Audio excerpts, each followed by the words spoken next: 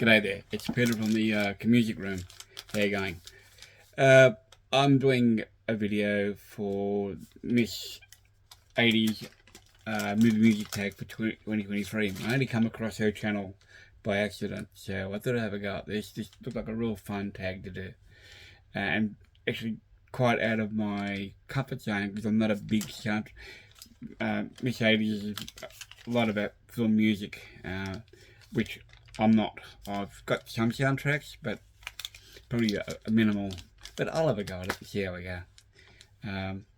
Anyway, first question: how many soundtracks did I buy in 2022? Not many. I think I bought one, and I'll show that up in a minute. That was only by accident, probably because it was part of a classical musical. As you know, I've been buying classical music as well, and that was probably among it. So I'll show that in answer to another question in a couple of question time. The oldest soundtrack by year. Now, this is a real tricky question because I've got two that I'm going to show you. One is technically not a film soundtrack, it's actually a radio soundtrack to War of the Worlds. This was not War of the Worlds, it's actually The Night That Panicked America. The famous radio program by Orson Welles and company, where actually they somehow managed to panic certain parts of America thinking that they were being invaded by Martians based on War of the Worlds. This was made in the actual thing was done in 1938 when it was broadcast. Now the album isn't from the 30s, so there's that. Now if we want to go film scores, the oldest one I have, again found by accident, again among a classical hall, is Carmen Jones, based on BJ's Carmen. This is from 1954. This is 3 years older than me. Okay, so I have got records older than I am. I'm 65 years old, born and you'll see later on. Anyway, that's Carmen Jones. Right, question number 3. My newest edition. Now that leads to what I was saying before. A soundtrack to a film called Z, which I don't know much about. I haven't had a chance to play it. I'm still cataloguing the albums this came with. But this is by Mikis Theodorakis. It's a film soundtrack. The soundtrack itself is a Spanish press by the look of things. Because the liner notes are written in French. It's a bit hard to say actually. Where it was made. I've got a feeling this is, funnily enough, it's an Israeli pressing. The record itself is Israeli. So it's a mixed bag. So there's that. Number 4 is my preferred format, vinyl or CD. Whatever. Probably vinyl. I've got more vinyl than I've probably got more CDs than I've got vinyl. It's hard to pick. And that's only because I've got into the CD thing back in the 80s, 90s, whatever, and stopped buying vinyl for a while. But I've had a vinyl renaissance in the last few years, and I've been buying a lot more. So, and ultimately, the bigger artwork, the sight of watching a record spin on the turntable, there's that. Okay, so, yeah. That's why I make it my favourite. CDs are great. I love CDs as well. Okay, but vinyl's my preferred go-to. Okay. Favourite soundtrack label. The only soundtrack label I know about is Veronique Sarabande, and I don't really have anything by them, so I don't really have a favourite soundtrack label. Okay, a film soundtrack that includes a score as well as songs. I'm going to go with Platoon, because that has got a Dossier for Strings by the Vancouver Symphony Orchestra, conducted by Georges Delarue. Has also got various songs by the Rascals, Percy Sledge, Aretha Franklin, Merle Haggard, Doors as well. So there's a couple of instrumentals, a couple of classical pieces in here, which I'm going to take as being music scores as well. So that's Platoon. Okay, a soundtrack triple dip. Okay, I can only show you 2 parts of that triple dip because I have got one. and this goes back to a final tag a little while ago. But Bowie's Ziggy Stardust motion picture. Now I have got a cassette which I bought in London, which I can't put my hands on because I moved house a few months back and the cassettes have gone missing. I think they might be in storage, in fact. But there's the LP soundtrack, it's a UK press, and the CD remaster, which came out back in the early 2000s. Copy control, when copy controlling was actually a thing back then. So those two. The third one I have got is actually a UK cassette that I bought in London in 1984 when I was travelling around at the time. A soundtrack from the year I was born, from a milestone year, which is going to be my birth year, which is 1957. And the closest I can come to it is an EP, actually, Elvis Presley Jailhouse Rock. I don't have the LP. I don't think there actually was an LP of this. I've got actually this thing 3 times. I've got an original UK press. I've got a later Australian 70s press. And I've also got an original Australian press, which is a bit beat up as well. I mean, the cover's beat up anyway. But yeah, Jailhouse Rock by Elvis from 1957. Okay, a favourite soundtrack from the childhood. Now, I didn't have the soundtrack when I was a child, but my first love, the Beatles. And that film, I saw that when I was 7 years old. We didn't have the soundtrack when I was a kid, but the music permeated through my life. We had a hard day's night, and I should have known better. And which was I should have known better if I fell with 45 here in Australia, which is 45 in Australia. A hard day's night had Things We Said Today on the B side of it. Can't Buy Me Love as well. Had those 3 singles when I was growing up. I've got them also here in my collection, as well as the EP that came off that, which had 4 of the tracks. But that music itself, well, if you know me, you know I'm all about the Beatles, and I've got to say that one.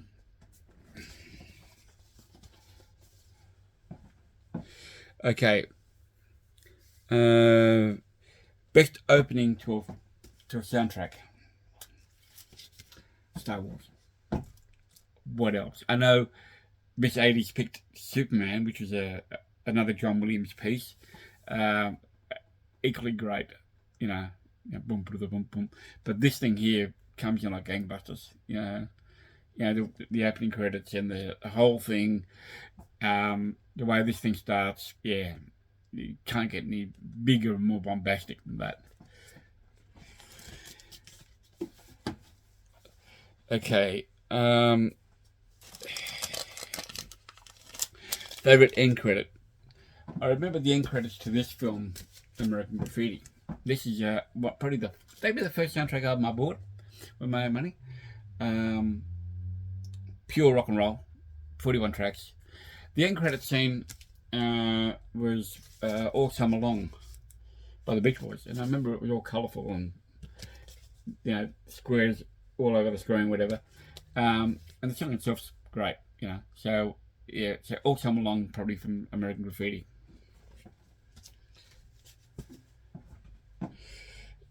Best movie love theme. There were a couple of things about if I had the Godfather soundtrack, I would pick that one.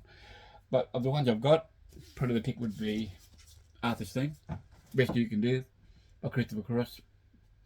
I don't know how I came to get this album. I didn't originally own it. I'm thinking I picked it up in a hawk somewhere. This is a reissue actually. It's a later pressing from the 80's. Because I remember the film came out in the late 70s. But yeah, Arthur's Theme, Best You Could Do, Christopher Cross, which actually won an Academy Award, I believe, for Best Original Song. Written by Burt Bacharach, Christopher Cross, Carol Bayer Sager, and Peter Allen. There you go.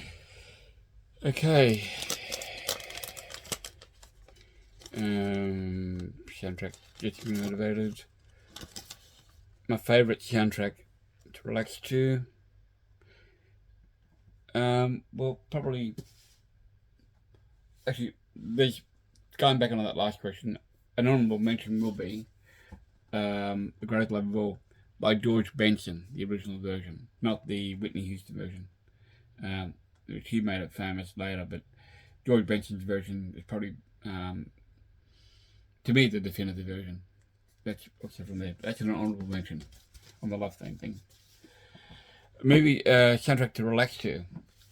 Very laid back album, Local Hero, Mark Knopfler. Very laid back album. The theme itself, to Local Hero, going home, is quite well known. It's actually the last thing on the album. But this is a fairly laid back album. It's not all. It's mostly Mark Knopfler, but there's also people like Jerry Rafferty on here. Members of Dire Straits also appear on this thing. So yeah, Local Hero soundtrack.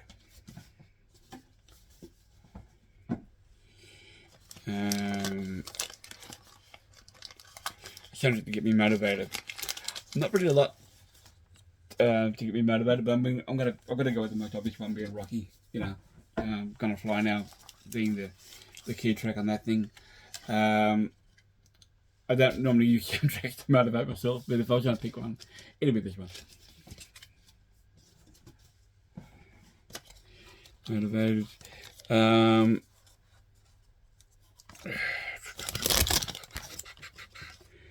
Okay. Underrated. So, where are we? I think I've lost my train of thought here. Motivated. Favourite TV thing? From this album, Television Greatest Hits.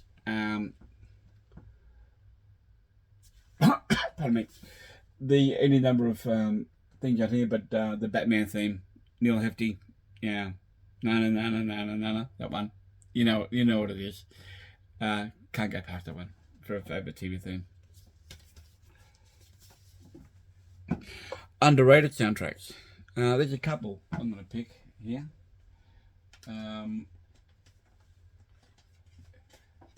One from a film called George Fest, which I don't know that many people speak about, but this was a movie, a concert put together by Danny Harrison, George's son, with a whole lot of contemporary, newer artists performing George music. It's kind of similar to the Concert for George.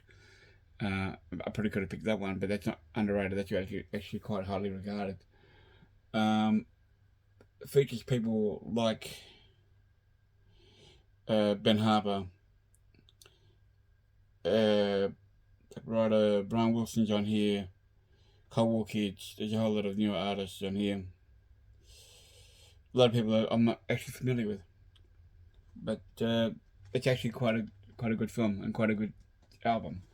Another one that doesn't get a lot of mention is Roadie, which features people like Cheap Trick, Pat Benatar, Joe Eli Band, Alice Cooper, Eddie Rabbit's on here, Jay Ferguson, Hank Williams Jr., Blondie, Ring of Fire. I think it's a live version. Yeah, so there's that one as well. Doesn't get a lot of mention. Don't know how I came to have this album. I think I bought it in a store somewhere and yeah, put my eye. Okay, let me see. If we're going to keep one soundtrack, where was I? That was underrated, number 17. Underrated. If I've got to keep one soundtrack, do I only have to keep one soundtrack? Unfortunately, come down to a choice. I'm going to say Amadeus soundtrack. My introduction to Mozart, the way the film music is scored, the way it's used in the movie is amazing, right? And it's an education itself. He knew that Eine kleine Nachtmusik was actually a minor piece, but it's become a major, probably his most famous piece, and it's not really a major piece at all. But yeah, the Amadeus soundtrack, I would say. A white whale. These next two questions go together: a white whale and Still Hunting. Didn't find any white whales. They've been looking for soundtracks. I don't. I don't buy a lot of soundtracks. if they catch my eye, yeah, I'll grab them, but not something. And then I'm not really hunting anything. So that's those two questions here that I really can't answer. I'm sorry. Which brings us to the last one with a hype sticker. Now, I could tag. The other part of the question was, to tag someone who likes film music. I don't know a lot about the VC, so I really can't pick anybody in particular, apart from Miss 80's, who I've got a friend of mine, but he's in the movies, but he's not in the VC. Right. So I'll go with the one with the hype sticker. And Good Morning Vietnam with the hype sticker right there. The Robin Williams film from the 80's, based on the career of Adrian Cronauer, time in the army in Vietnam at the time, outrageous radio announcer, according to this, who I'd never heard of before this album. And the sidelight to this thing is that before this film, I don't think anybody ever played "I Got You, I Feel Good" on the radio by James Brown, and now it's the only James Brown song you ever hear on the radio. Yeah, so that's the other sidelight to that, at least here in Australia. I don't know if it's the case in America or anywhere else, but here in Australia, that's the only James Brown song you hear on the radio, all thanks to this soundtrack. Anyway, that's my attempt at the movie music tag.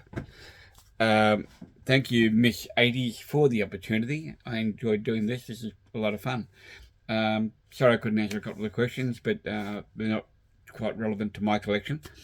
And I've answered this as best I can, given my rather small soundtrack section compared to the rest of it. But anyway, thank you again. All the best to everybody out there.